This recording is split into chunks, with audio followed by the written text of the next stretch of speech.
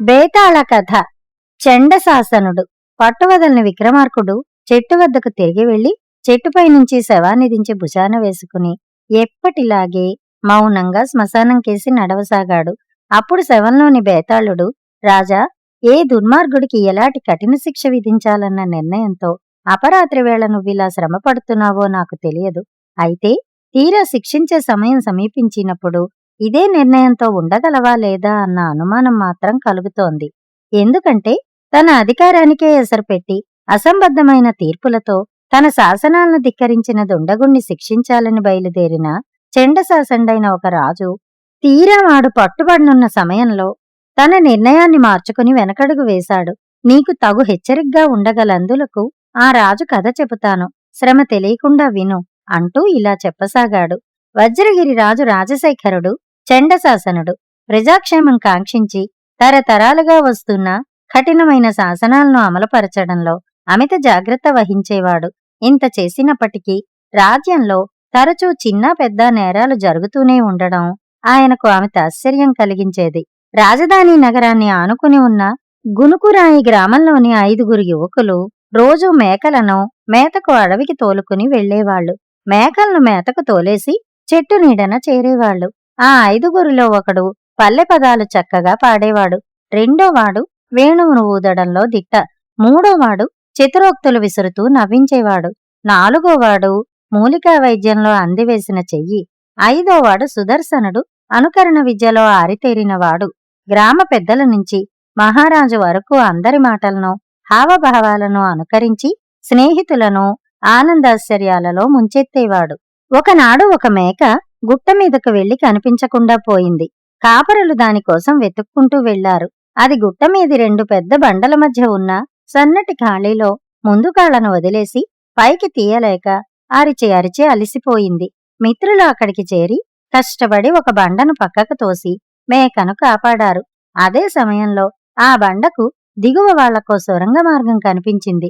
వాళ్లు ఉత్సాహంగా అందులోకి దిగి ముందుకు నడిచారు. కొంతసేపటికి వాళ్లు రాజభవనంలో పైకి తేలారు. ఆపత్ సమయంలో రాజకుటుంబీకులు తప్పించుకోవటానికి ఏర్పాటు చేసుకున్న రహస్య సొరంగ మార్గం అది. రాజు శయనమందిరంలో లేడుగాని అక్కడున్న ఆయన చిత్రపటాన్ని చూసి మిత్రులు ఆశ్చర్యానికి లోనయ్యారు.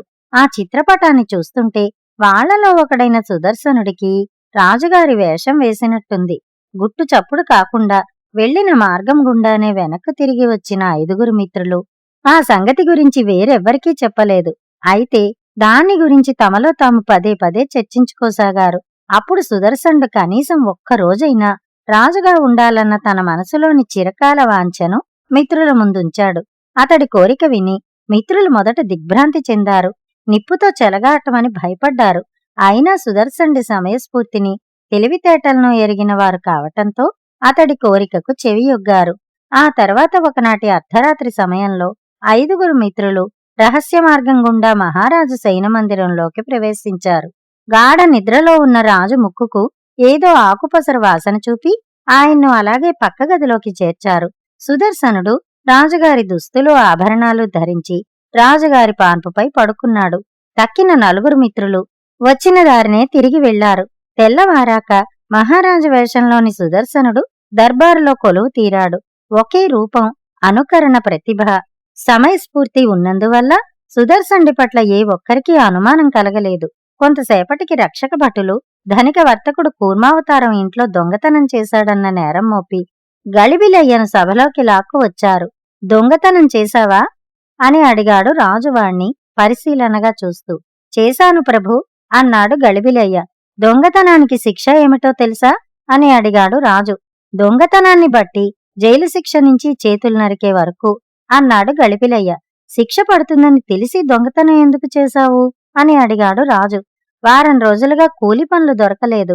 భార్యాబిడ్డల ఆకలి బాధ చూసి భరించలేక ఈ దొంగతనానికి పాల్పడ్డాను అన్నాడు గళిబిలయ్య. నేరం చెయ్యటమే కాకుండా దానికి న్యాయం కల్పిస్తున్న ఈ దుర్మార్గుణ్ణి కఠినంగా శిక్షించండి ప్రభూ అన్నాడు కూర్మావతారం.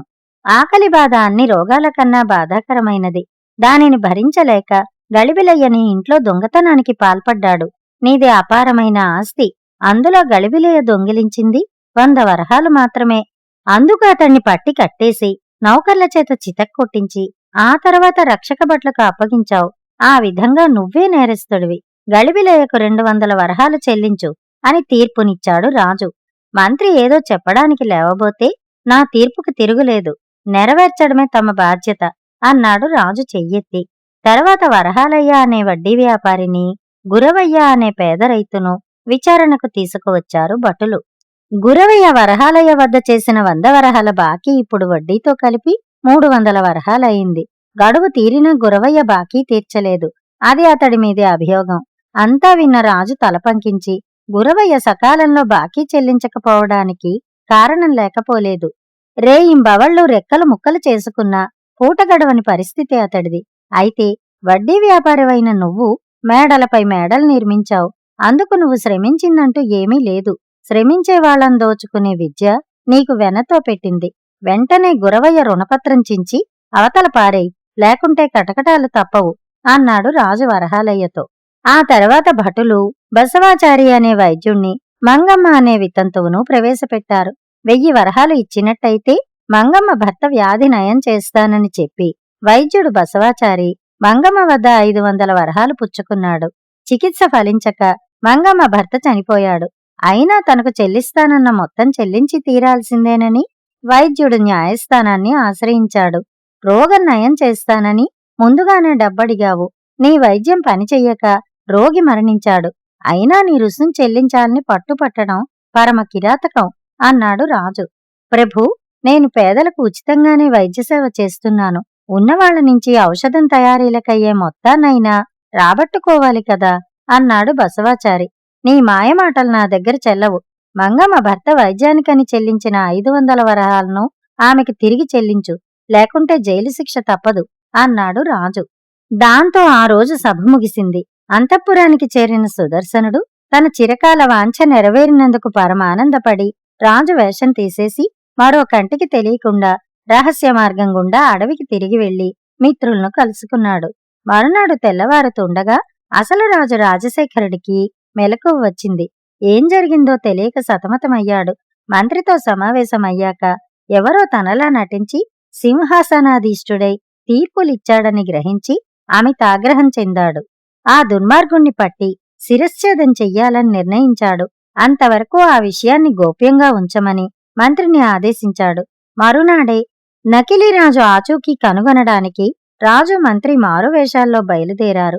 మార్గమధ్యంలో రచ్చబండ వద్ద కూర్చున్న పెద్ద మనుషులు కొందరు రాజుగారి తీర్పుని తెగ మెచ్చుకోవటం వాళ్ల చెవిన పడింది. మహారాజులో ఇంత మంచి మార్పు వచ్చినందుకు వాళ్లు సంబరపడిపోతున్నారు. మహారాజు 10 కాలాల పాటు క్షేమంగా ఉండాలంటూ గ్రామదేవతలకు పొంగళ్లు పెట్టి మొక్కుకుంటున్న స్త్రీలు కనిపించారు. 2 రోజుల తర్వాత అడవి సమీపంలో 5గురు మేకల కాపర్లు సభ జరపడం వాళ్ల కంటపడింది. అందులో రాజు రూపురేఖల గల ఒక యువకుడు రాజులాగే తీర్పులిస్తున్నాడు. ఒకరోజు రాజుగా నటించిందెవరో మహారాజుకు తెలిసిపోయింది. వాణ్ణి కొంతసేపు తదేకంగా చూసిన రాజు మందహాసం చేశాడు. వాణ్ణి అభినందించాలి తప్ప శిక్షించడం భావ్యం కాదని భావించి ఏమీ జరగనట్టు మౌనంగా వెనుతిరిగాడు. బేతాళుడు ఈ కథ చెప్పి, రాజా, అనామకుడైన ఒక మేకల కాపరి రహస్యంగా రాజభవనంలోకి ప్రవేశించి మహారాజుకు మత్తుమందిచ్చి ఆయన వేషం ధరించి ఒక రోజంతా సింహాసనం అధిష్ఠించి శాసనాలను ఉల్లంఘించి తనకు తోచిన తీర్పులివ్వటం క్షమార్హం కాని ఘోర నేరాలు కావా?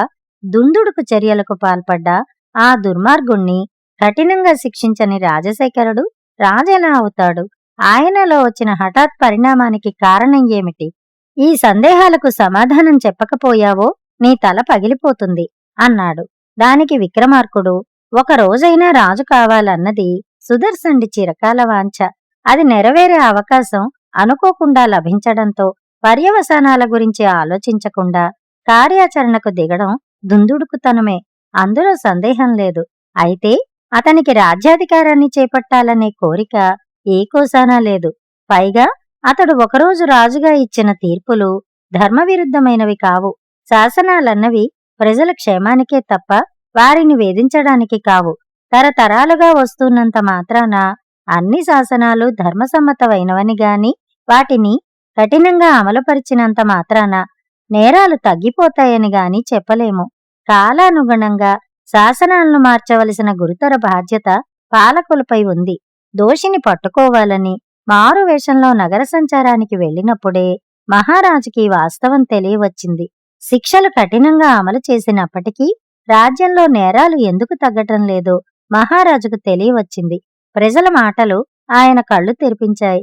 సుదర్శనుడు చేసింది నేరమే అయినప్పటికీ అది తనకు ఇంతగా ఉపకారం చేసింది కనుక, అతనికి ఎలాంటి దురాలోచన లేదని గ్రహించాడు కనుక శిక్షించకుండా క్షమించాడు.